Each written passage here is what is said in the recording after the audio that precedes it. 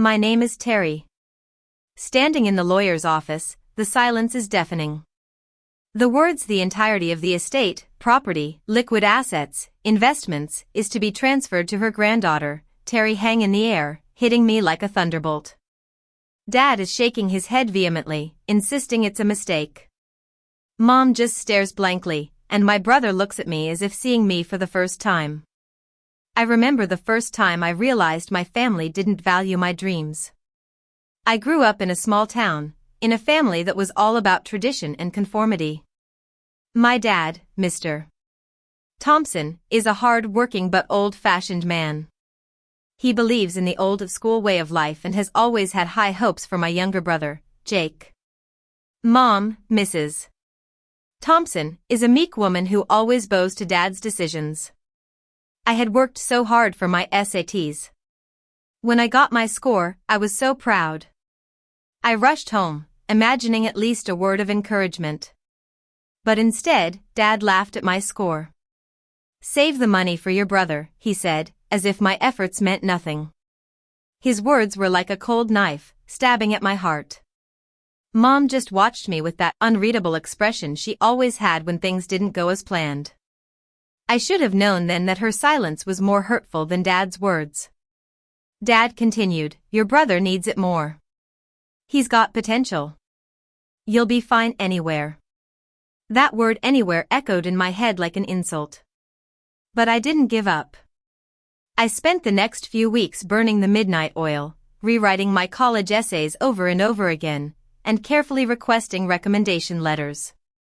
Every step felt like I was building a fragile castle in the air, a secret that I kept to myself. I didn't tell my parents when the acceptance emails started pouring in. I also kept the scholarship interviews a secret. For the first time in my life, I had something that was just mine. But in a house like ours, secrets don't last long. One evening, I came home to a strange smell. It wasn't the smell of dinner, it was something sharper, heavier. My stomach dropped, and I ran to the backyard. There was Mom, burning my college applications in front of me. The flames danced around the official letters, and months of hard work turned into ash right before my eyes. I was frozen, unable to speak. It was as if I was in a nightmare, and if I didn't react, it wouldn't be real. Mom said calmly, "You're not leaving this family behind. We need to focus on what matters." I finally found my voice and asked, "What matters?" She replied simply, "Your brother." That was the end of it. There was no anger, no apology, just a cold, final decision. Something inside me broke at that moment. It wasn't a loud, dramatic break, it was a quiet snap that changed the way I saw the world. That night, I packed a small bag. I took only my clothes, documents, and the one acceptance letter that was still in my email, untouched by the fire. I didn't leave a note, I didn't say goodbye. For once, I chose myself without asking for permission. The first few weeks on my own were incredibly tough. I lived in cheap motel rooms, ate instant noodles, and sent out job applications that went nowhere. I worked 2 part-time jobs just to make ends meet. There were nights when I questioned everything. I wondered if my parents were right, if I had overestimated myself, and if anywhere was all I deserved. But then, things started to change. I got a small internship, and then another opportunity came my way. Slowly, piece by piece, I began to rebuild my life. It wasn't the path I had originally planned, but it was mine, and I held on to it tightly. 6 months later, it was Thanksgiving. I hadn't spoken to my family since the night I left. Part of me thought they wouldn't even notice I was gone. But something pulled me back. It wasn't forgiveness, it wasn't closure. It was just curiosity. I wanted to see if anything had changed. The house looked exactly the same. The porch light was still there, the steps were still worn out, and the feeling of walking in was still that of entering a place that never really felt like home. Dinner was incredibly awkward. We forced smiles and made small talk, but it felt like we were strangers pretending to be a family. My brother barely looked at me, Dad acted like nothing had happened, and Mom avoided my eyes completely. Then, the phone rang. It cut through the silence like a knife, and everyone froze. Mom reached for the phone slowly, almost hesitantly. "Hello?" she said. I watched her face as she listened. Her expression drained of color, and her hand tightened around the phone. "You mean my son?" she said, her voice cracking in a way I had never heard before. She sounded uncertain, almost afraid. The room went completely still. Even Dad, who usually didn't take anything seriously, leaned forward slightly, his smirk fading. "What is it?" he asked, but Mom didn't answer. Her eyes were fixed on nothing, her face pale, and her lips slightly parted as if the words on the other end were too heavy to repeat. "Yes. Yes, I understand," she said slowly.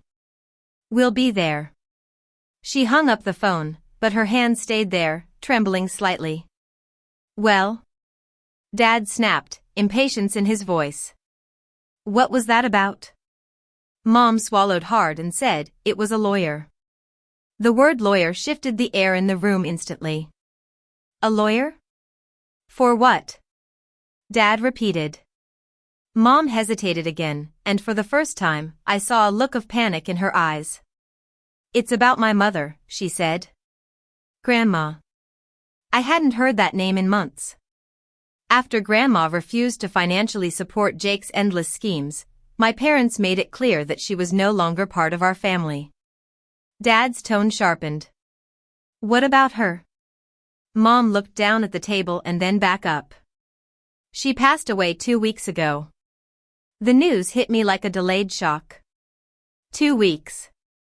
She had been gone for 2 weeks, and no one had bothered to tell me. I felt a sharp pain in my chest, but before I could process it, Mom continued, "It was a lawyer."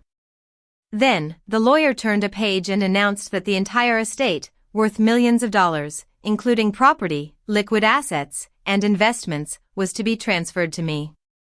Dad immediately shook his head. "No, that's not possible." "There must be a mistake," he said. The lawyer replied calmly, "There is no mistake." The lawyer then slid an envelope across the desk towards me. My hands felt steady, as if I had known this was coming. I opened the letter. "Terry," it began. "If you're reading this, it means I'm gone, and it means you finally chose yourself. I saw what they did to you. I saw how they treated you, and I saw how strong you were when you walked away. This isn't just an inheritance, it's a chance they tried to take from you. You were never less. You were just surrounded by people who couldn't see your worth. Don't let them near this. Not now, not ever. Build the life you deserve." By the time I finished reading, my chest felt tight, but I also felt a sense of clarity. Dad suddenly said, his voice rising, "I want to contest this. This is manipulation." She was old, she wasn't thinking straight. The lawyer interrupted firmly, "She was completely of sound mind, and there is a clause. If your mother's will is contested by any party named within it, that party forfeits any remaining consideration, which in your case is already 0. That was it. There were no loopholes, no arguments, and no control. For the first time in my life, they had nothing over me. We walked out of the office in silence. This time, the silence felt different. It was not heavy, it was final. As we reached the parking lot, Mom finally spoke. "Terry, we're still family." I paused and turned to look at her. Really look at her. "The night you burned my future, you made sure we weren't." Then I got into my car and drove away. This time, I wasn't running, I was leaving.